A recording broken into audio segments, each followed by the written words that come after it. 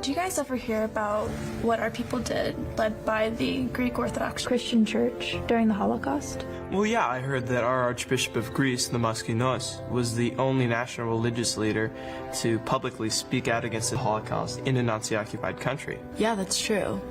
Have you guys ever heard what the Metropolitan Chrysostomos of Zakynthos did during the Holocaust? Yeah, when the Nazis asked for a list of all the Greek Jews, instead of following the Nazis' instructions, they gave them a letter with only 2 names on it, the Metropolitans and the mayors. Yeah, my yaya told me that 1 out of 10 Greeks died resisting the Nazis, some of them for just hiding Jewish families. Actually, that brings up a very interesting question. What would I do if I was faced with a horrible decision like that? It's got to be hard to make. I wonder if my faith of Philotimos would win out. Well, I think that his Orthodox Christian faith and his Philotimos caused our Archbishop of America, Iakovos, to be the highest-ranking religious leader to risk his life by joining the call of Dr. Martin Luther King in Selma, Alabama. Well, I mean, I guess that I might face some of the choice that our Archbishop had to make, but I don't think that I'm going to face the horrors that they faced during the Holocaust. Fortunately, I wouldn't be so sure. Watch this.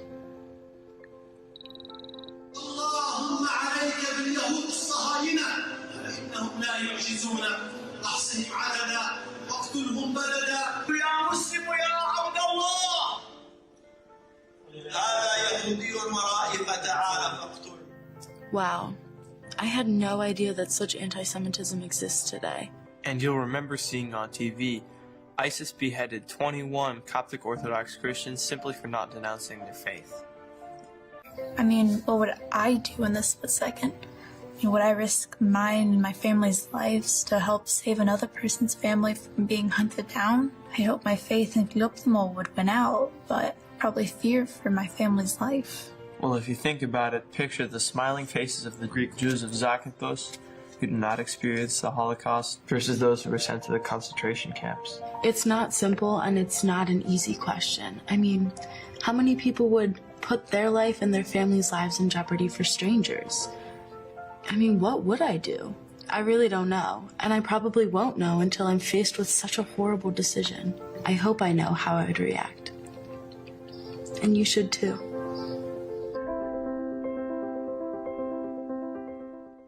Ladies and gentlemen, please welcome Washington Ohide Foundation President and Founder, Andrew Manatos.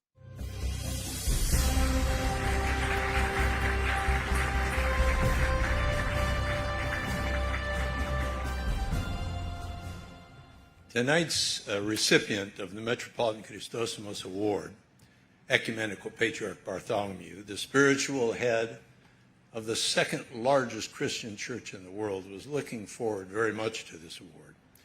He graciously set aside time amid his meetings with President Biden, Secretary Blinken, Speaker Pelosi, Senate Majority Leader Schumer. Unfortunately, at the time he had reserved for this award, his health required temporary hospitalization for observation. He's fine now. He, therefore, however, asked his next in line, Metropolitan Emmanuel, to read his thoughts and his words. But before introducing a great Hellene, Mike Psaros, who will present the award, let me mention some of the things you might find of interest, some of the stories unearthed through the presentation of this award over the years. We learned, for example, that the only Auschwitz concentration camp revolt was engineered by Greek Jews to whom we gave this award posthumously. As they were being killed after their effort, they sang the Greek national anthem. Another posthumous award was accepted at Buckingham Palace by Prince Philip for his diminutive nun and mother, Princess Alice, who had the courage to hide the Cohen family at her home in Nazi-occupied Athens across the street from Nazi headquarters. We learned from award recipient Israel President Shimon Peres that his father would have been killed by the Nazis had Greek monks not hid him away for 2 years. Peres grew up singing Greek songs that his father learned at that monastery. Another award recipient was Holocaust survivor, Nobel laureate Elie Wiesel. And he said that the newly arrived at his concentration camp were ordered to burn the bodies, those recently killed. When they resisted, the Nazis said, "Do it or we will kill you now." Wiesel said with great admiration that only one group, the Greek Jews, answered, "Then kill us now." Now we'll present Mike Psaros, who will present the Metropolitan Chrysostomos Award.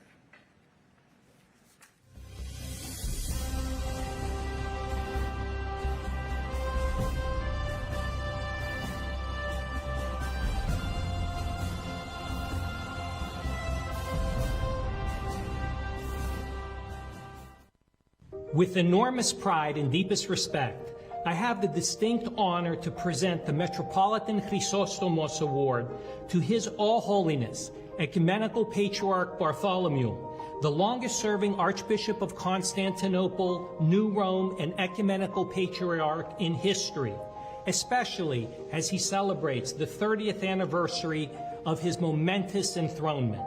He is the leader of 300 million Orthodox Christians worldwide. His All Holiness Bartholomew is the greatest ecumenical patriarch in modern history. President Joe Biden said of His All Holiness, I quote, "Ecumenical Patriarch Bartholomew is one of the two most Christ-like people I have ever met," end quote. There is no hierarch in global orthodoxy who has done more for promoting mutual respect and understanding amongst the world's religious traditions than His All Holiness. His All Holiness has led leaders from Christianity, Judaism, and Islam to condemn the abuse of religion to justify acts of violence. Following the September 11th slaughter of 3,000 people from 78 countries, our frightened world waited in terror for the next blow. But Ecumenical Patriarch Bartholomew stepped forward. He organized an interfaith conference in Brussels, Belgium. All faiths were present at that conference, including Islam, confirmed in a declaration His All Holiness's belief that, quote, "war in the name of religion is a war against religion," end quote. And quote, "it is the will of God for peace to prevail in the world." This was the first time that Muslim leaders expressed that sentiment. Much like Metropolitan Chrysostomos, who in World War II responded to the Nazis' demand for a list of Jews on his island by submitting just his own name and thus knowingly signing his own death sentence, the Ecumenical Patriarch has done what is right for humanity, regardless of the danger to his own person. Some years ago, a bomb in the Ecumenical Patriarchate may have cost him his life had it not been defused. Today, he is often forced to travel in a bulletproof car and wear a bulletproof vest when he travels. But he stands by his convictions and very public patriarchal exhortation for nonviolence and world peace. In many ways, His All Holiness is a modern-day Metropolitan Chrysostomos and is more than worthy of this award. I am humbled and honored to present the Metropolitan Chrysostomos Award to His All Holiness Ecumenical Patriarch Bartholomew. Accepting in his stead is His Eminence Metropolitan Emmanuel of Chalcedon.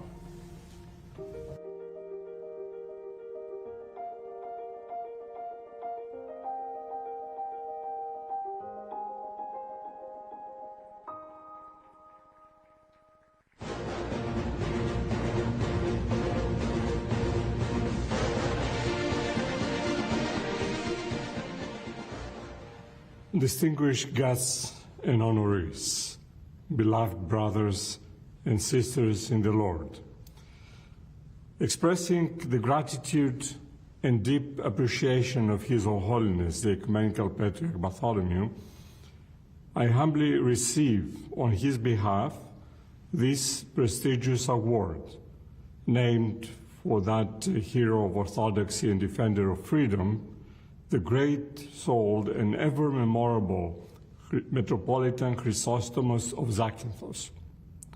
We consider this laudation a recognition of the significant contribution of the first throne of orthodoxy, the Ecumenical Patriarchate, in building bridges with the global Jewish community.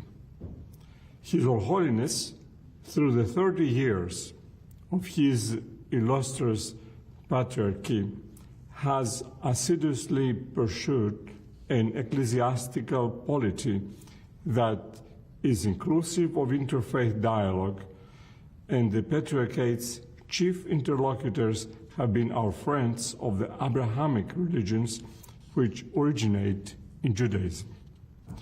And in the international and local dialogues with our Jewish brothers and sisters, we have found not only common ground, but common direction and intention. Your investiture of this award upon His Holiness is a reminder of the immovable and impenetrable convictions of Metropolitan Chrysostomos, who acted in the midst of the worst and most murderous days of the modern era. We must take from his courage and determination the inspiration and commitment to never allow such inhumanity to take shape again in our world. It is not enough to admire him in retrospect. It is not enough to respond only when the days are evil, as St. Paul says. Now is the time. Nin o kairos, when we can make of our world a place where such cruelty is never allowed space to take hold in any form. And as this is true of anti-Semitism, it must also be true of all ideologies that construct mishapen hatreds of any human person and community, or even religion and culture.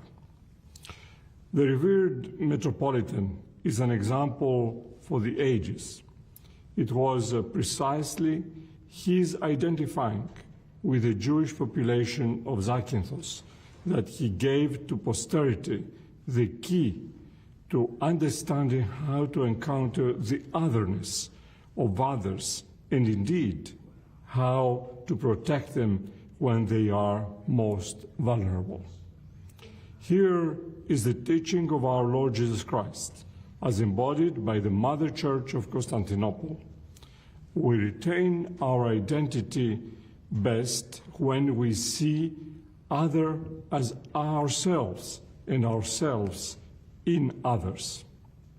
We are one human family, and all of us, the children of God, when we see each other, irrespective of faith or fealty, as true brethren, then we can only help and never harm another. Dear friends who are sharing in this Oxi Dei Foundation annual event, Metropolitan Chrysostomos said yes to human dignity and solidarity by saying no to cruelty and indifference. He gave his answer, and it resounds through history to this very day.